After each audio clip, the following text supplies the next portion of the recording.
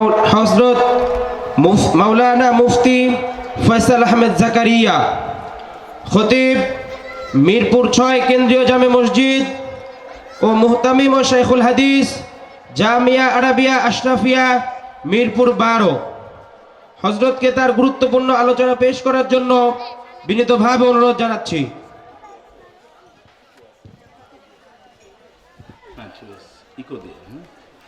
আমাদের উলামিল সাহেব আবার এই সুযোগটাকে খুব ভালোভাবে লুফে নিছে, যার ফলে আপনার বিনা পোস্টারে মাশাআল্লাহ পাইয়া গেছে। আমিও আইসা গেছি, অন্যথায় এই সময়ে এই জায়গায় আমার আসার কথা না।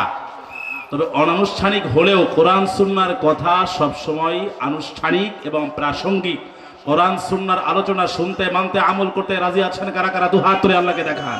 লিল্লাহি তাকবীর, লিল্লাহি তাকবীর, মাশাআল্লাহ।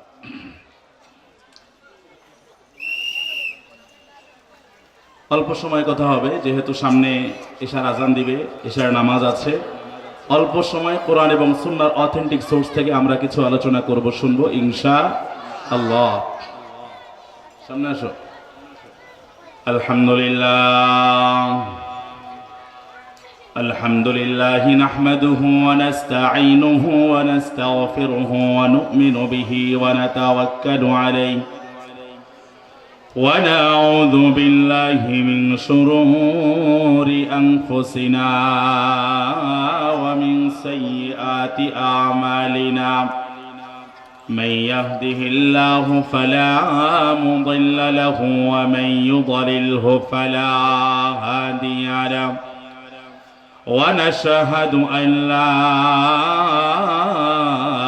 إله إلا الله وحده لا شريك له ونشهد أن سيدنا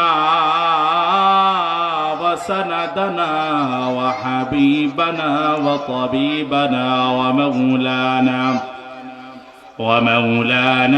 وأولانا محمدا عبده ورسوله. قال تعالى في كلامه المجيد وفرقانه الحميد: أعوذ بالله من الشيطان الرجيم. بسم الله الرحمن الرحيم.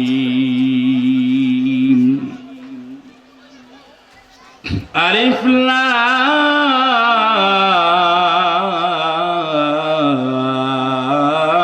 لام ميم.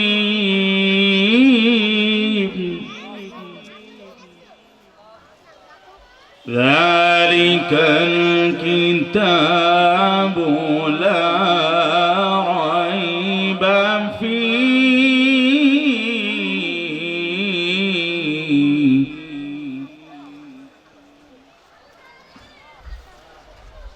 هدى للمتقين.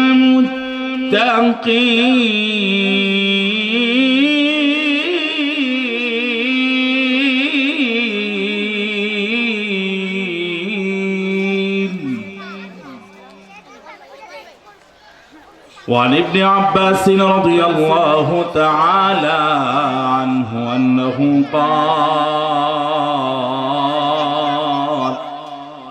قال رسول الله صلى الله عليه وسلم: نعمتان مغبون فيهما كثير من الناس